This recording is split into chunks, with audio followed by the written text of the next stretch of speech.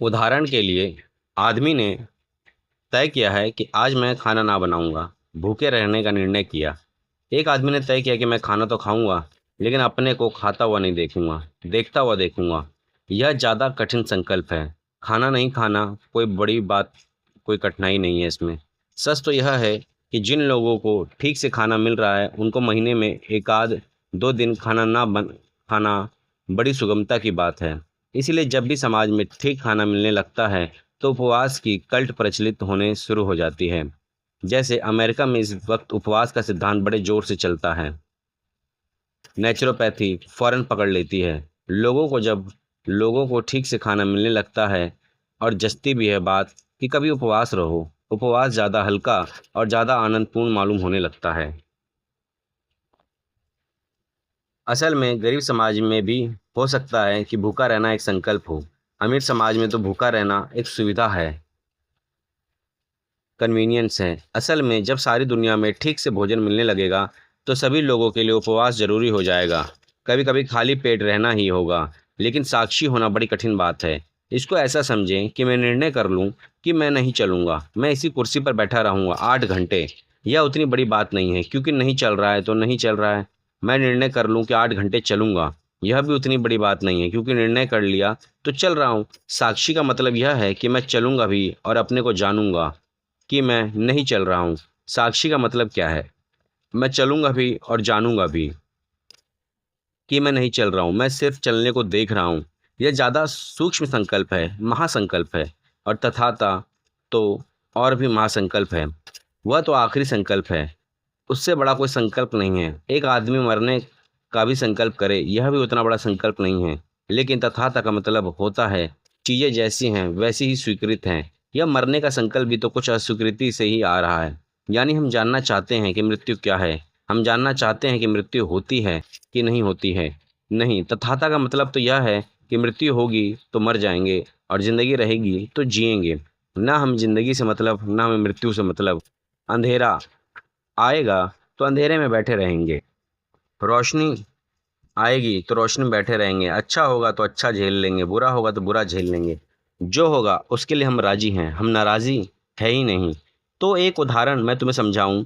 Diogenes एक जंगल से गुजर रहा है, नंगा फकीर है और बड़ा सुंदर है। कुछ आश्चर्य ना होगा कि हो सकता है आदमी ने अपने शरीर की कुरूपता को ढांकने के लिए ही वस्त्र पहनने शुरू किए हों। बहुत संभावना इसी की है। शरीर के जो कुरूप अंग हैं उनको हम ढांकने के लिए उत्सुक हैं। बहुत सुंदर आदमी है डायोजनीस, नंगा ही रहता है, गुजर रहा है एक जंगल से। 4 आदमियों ने उसे पकड़ने का विचार कर लिया। वे 4 आदमी गुलामों को पकड़ने का काम करते हैं, और उन्होंने सोचा कि इतना खूबसूरत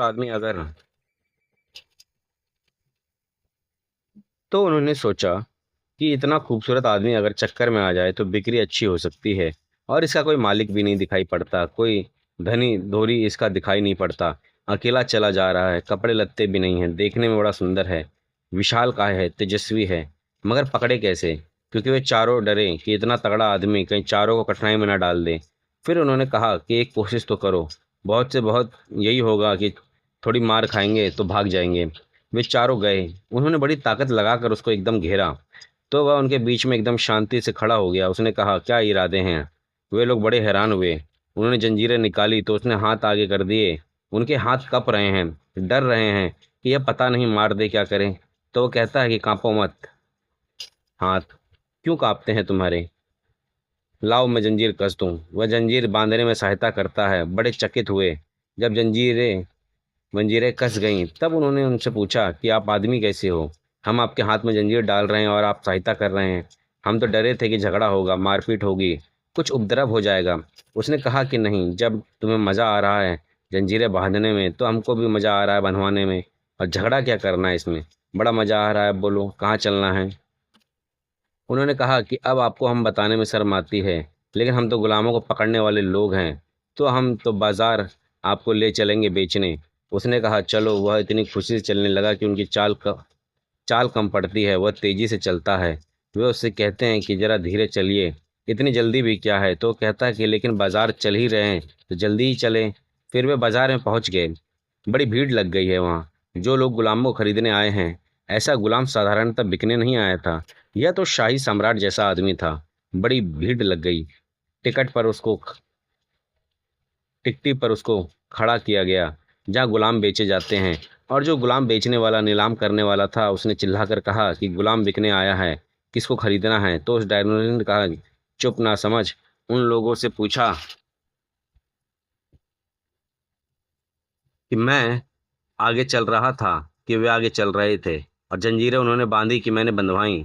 तो उन लोगों ने कहा कि बात तो ये ठीक कह रहा है, मतलब अगर हम लोग जंजीरें बांधते तो हमें अभी भी भरोसा नहीं है, और इस पर बांध सकते थे, इसने बंधवाई हैं।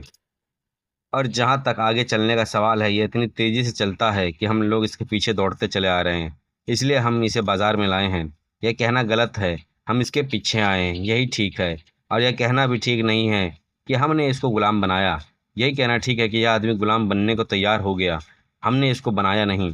तो उसने कहा कि ना समझ, इस तरह की बात मत कर, मैं खुद ही आवाज़ लगा देता हूँ।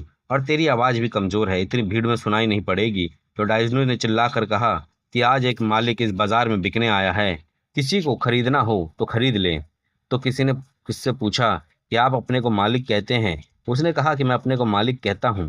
मैं अपनी मर्जी से मैंने जंजीरें बांधी, अपनी मर्जी से ही मैं आया हूँ। अपनी मर्जी से मैं बिक रहा हूँ, अपनी मर्जी से मैं जाऊँगा। मेरी मर्जी के खिलाफ कुछ भी नहीं हो सकता, क्योंकि मैं जो भी होता है उसके मैं अपनी मर्जी बना लेता हूँ। समझ रहे हैं ना? वह यह कह रहा है कि जो भी होता है उसे मैं अपनी मर्जी बना लेता हूँ। यह आदमी तथाता को उपलब्ध है। तथाता का यह मतलब है कि जिसमें सारी चीजें जो भी हो रही हैं उसके लिए वह राजी है, जिसका कोई विरोध ही नहीं है, जिसको तुम किसी भी हालत में हरा नहीं सकते क्योंकि वह हार जाएगा, जिसको तुम मार नहीं सकते क्योंकि वह पिटने को राजी हो जाएगा, जिसको तुम दबा नहीं सकते क्योंकि तुम दबाओगे तो इसके पहले वह दब जाएगा, जिसके साथ तुम कुछ भी नहीं कर सकते क्योंकि तुम जो भी करोगे उसका कोई विरोध नहीं है। यह तो बहुत महासंकल्प है। तथाता परम संकल्प है, वह अल्टीमेट विल है। जो तो यह तथाता को उपलब्ध है, वह तो परमात्मा को उपलब्ध हो गया। इसीलिए इस प्रश्न को ऐसा मत पूछो कि साक्षी के साधक को या तो तथाता के साधक को संकल्प की साधना से जो मिलता है वह मिलेगा या नहीं मिलेगा, वह तो मिला ही हुआ है। इसमें कोई कठिनाई नहीं है। उसे संकल्प की साधना अति प्राथमिक है, साक्षी की साधना माध्यमिक है, तथाता की साधना चरम है। संकल्प से शुरू करो, साक्षी पर यात्रा करो, तथाता पर पहुंच जाओ। इन तीनों में विरोध नहीं है, इन तीनों में विरोध नहीं है। साक्षी और तथाता में भेद बताने की कृपा करें।